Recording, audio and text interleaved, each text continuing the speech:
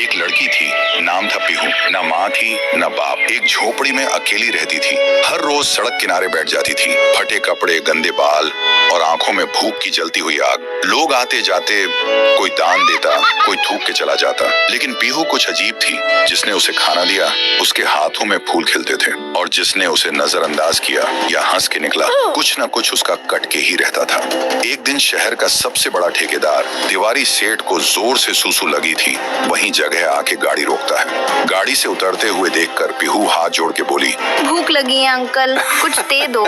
तिवारी ने हंस के कहा, जा भाग यहाँ से भूतनी के। और बिना शर्म के उस मासूम लड़की के ऊपर ही सूसू कर दिया। पीहू चुप रही, कुछ बोली नहीं, बस अपनी आंखों से सेठ को देखा। अगले दिन ब्रेकिंग न्यूज थी। तिवारी सेठ की गाड़ी का ब्रेक फेल हुआ था और पेड़ से टकराई और सिर धड़ से अलग। लोग बोले, कुदरत का न्याय है। लेकिन कुछ समझदार लोग धीरे से बोले, न्याय नहीं, ये उस भूखी बच्ची का श्राप है। और एक रात एक कॉलेज लड़का आया। पीहू ने हाथ फैलाया, भैया कुछ खिला दो, बहुत भूख लगी है। तेरा पेट नहीं भरेगा कभी, चल हट। लड़का बोल के चला जाता है। उसी रात 2 बजे वो लड़का सो रहा था। उसे एक आवाज सुनाई दी, अब तुझे भूख लगेगी, पर खाने को कुछ नहीं मिलेगा, कभी नहीं। अगली सुबह लड़का पागल हो चुका था। हर प्लेट से खाना गायब, जो भी खाना रखता था सब गायब हो जाता था। उसकी जिंदगी से भोजन नाम की चीज ही गायब हो गई थी। धीरे धीरे पीहू की कहानी फैल गई। जो उसे खिलाता है बच जाता है, जो हंसता है मिट जाता है। अब सड़क के कोने पे लोग लाइन लगा के खाना देने लगे डर के मारे। लेकिन ट्विस्ट ये है, पीहू कोई इंसान नहीं है, वो एक भूखी आत्मा है जो सालों पहले इसी जगह पर खाना मांग रही थी, और एक नशे में चली गाड़ी ने उसे कुचल दिया था। तब से ना उसकी लाश मिली ना इंसाफ मिला।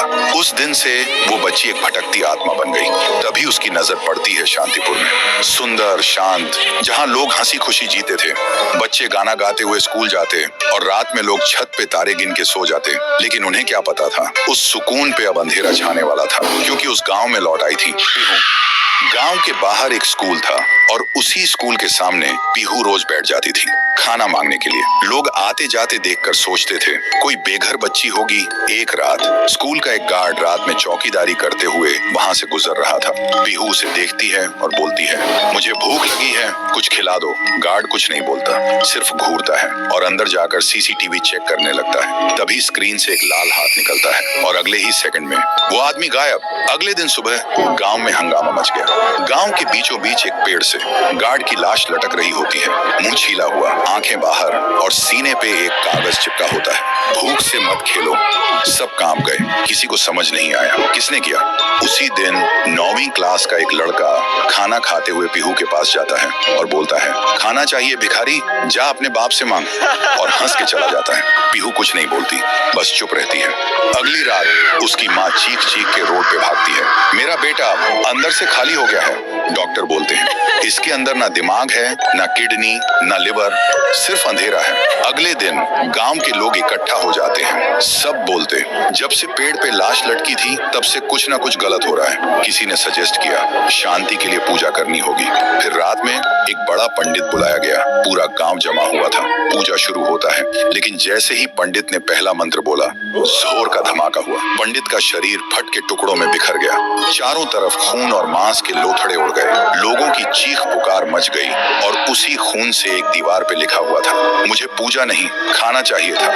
पीहू के डर ने गांव के लोगों को पागल कर दिया था। कोई स्कूल नहीं जा रहा था। बच्चे खिड़कियों से पीछे छुप के बाहर झांकते थे। लेकिन पीहू अभी भी उसी स्कूल के सामने बैठी मिलती थी, जुबान पे एक ही लफ्ज, मुझे भूख लगी है। फिर एक दिन गांव में एक बड़ा तांत्रिक आया। सुना था 1000 भूत प्रेत भगाए हैं उन्होंने। तांत्रिक गांव में कदम रखते ही एक आदमी से पूछा, ये गांव इतना शांत क्यों है? आदमी बोला, हमारे गांव में एक छाया घूम रही है जो मुझे भूख लगी है बोल के इंसान को निकल रही है। तांत्रिक ने आंख बंद की और जो देखा वो चौंक गया। फिर उन्होंने गांव वालों को बुलाया और बोला, वो बच्ची की आत्मा किसी वस्तु में बंद है, हमें उसका असली घर ढूंढना होगा, वहीं कुछ मिल सकता है। फिर एक रात गांव के 2 जवान साहसी लड़के पीहू का पीछा करते हैं और देखते हैं पीहू एक पुरानी झोपड़ी के अंदर जाती है। दोनों चुपके से झांकते हैं। पीहू एक पुरानी गुड़िया के सामने और उससे बात कर रही होती है जैसे वो जिंदा हो। दोनों देखकर चौंक जाते हैं। फिर अगली सुबह वही 2 लड़के झोपड़ी में जाकर वो डॉल उठाते हैं और ले जाते हैं तांत्रिक के पास। तांत्रिक डॉल को देखकर चिल्लाता है, यही है, इसी में बंद है वो बच्ची की आत्मा, इसे आग में जलाना होगा तभी सब खत्म होगा। फिर रात में तांत्रिक गुड़िया को आग में डाल के हवन करता है, जोर जोर से मंत्र जप करता है। तभी एक भयानक चीख गूंजती है, मैं भूखी हूँ। और अचानक वो डॉल हवा में उड़ जाती है और सबके सामने उस डॉल से निकलती है पीहू।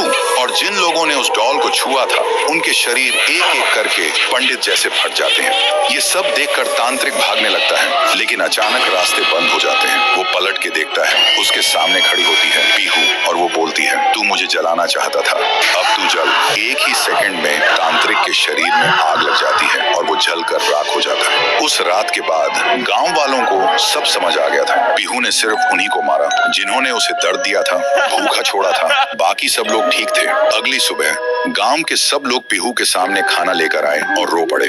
बोले, हमें माफ कर दो, हमने तुम्हें भूत नहीं समझा, लेकिन तुम तो देवी हो जो सिर्फ भूखी थी। पीहू ने एक मुस्कान के साथ थाली में से एक निवाला उठाया और जैसे ही उसने वो खाया, उसका रूप हल्की रोशनी में बदलने लगा, फिर वो हवा में मिल गई। उस दिन के बाद पीहू कभी नहीं दिखी। तब से वो गांव वापस वैसे ही हो गया, शांत, प्यारा और खुशी से भरा। उधर ढोलकपुर गांव के लोग बड़े आराम से जी रहे थे, क्योंकि उस गांव में रहता था महाराज राइस्टार, जो अपने गांव के लिए एक शेर था, जो कभी अपने लोगों के साथ गलत होने नहीं देता था। लेकिन उस गांव में छुपा था एक डरावना राज, एक राज जो सबके दिल में था, पर जुबान पे नहीं। गांव के बीच एक सूखा हुआ पेड़ था, जिसे लोग कहते थे श्रापित पेड़। ना कोई उसके पास जाता, ना कोई उससे आंख मिलाता। हर पूर्णिमा के अगले दिन उस पेड़ के नीचे एक लाश मिलती थी।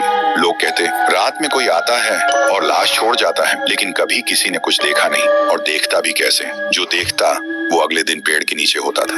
एक दिन राइस्टार ने ठान लिया, बस अब और नहीं, इस राज का अंत मैं ही करूंगा, क्योंकि ढोलकपुर का नाम मिट्टी में मिल रहा था। फिर एक पूर्णिमा की रात राइस्टार चुपके से जाकर पेड़ के पास बैठ गया। रात के 2 बजे एक आवाज आई, थुम थुम थुम थुम थुम थुम थुम थुम थुम सहूर। और फिर वो पेड़ भूत में बदल गया। वो भूत कुछ अजीब सा था, एक भयानक शैतानी हंसी वाला चेहरा, आंखें बड़ी बड़ी। वो पेड़ चल के एक घर के गेट को जोर जोर से खटखटाने लगता है। तभी एक आदमी डर के मारे आवाज सुन के बाहर निकलता है। वो भूत अपने लकड़ी जैसे हाथ से एक ऐसा थप्पड़ मारता कि उसकी सांस वहीं थम जाती है, और उसी जगह उस लाश को ले जाता है और वापस फिर से पेड़ बन जाता था। देखते ही राइस्टार का दिल कांप जाता है, पर वो कुछ बोलता नहीं।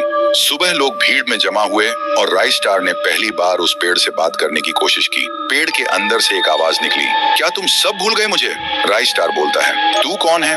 पेड़ बोलता है, मैं हूँ ठुन ठुन ठुन साहुर। एक वक्त था जब मैं भी इस गांव का एक प्यारा सा बच्चा था, लेकिन 100 साल पहले मुझे इसी पेड़ से रस्सी बांधकर उल्टा लटका दिया गया, गांव वालों की आंखों के सामने, और मेरी मौत को तमाशा बना दिया गया, सिर्फ इसलिए क्योंकि मैंने एक राज देख लिया था जो लोग छुपाना चाहते थे।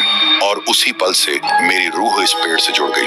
उस दिन से मैं इंसान नहीं, एक सज्जा बन गया, और हर पूर्णिमा में एक राजदार को चुनता हूँ और फिर उसे उसकी खामोशी का हिसाब देता हूँ। राइस्टार बोलता है, लेकिन अब तो वो लोग मर चुके हैं ना, जो तेरा कसूरवार थे। अब तू मासूम लोगों को क्यों मार रहा है? पेड़ कुछ देर चुप रहता है, फिर बोलता है, ठीक है, बस एक बार मुझे याद करो, एक दिया जला दो, फिर मैं कभी किसी को नहीं मारूंगा। फिर रात में सब लोग आते हैं, एक एक दिया जलाते हैं, और तभी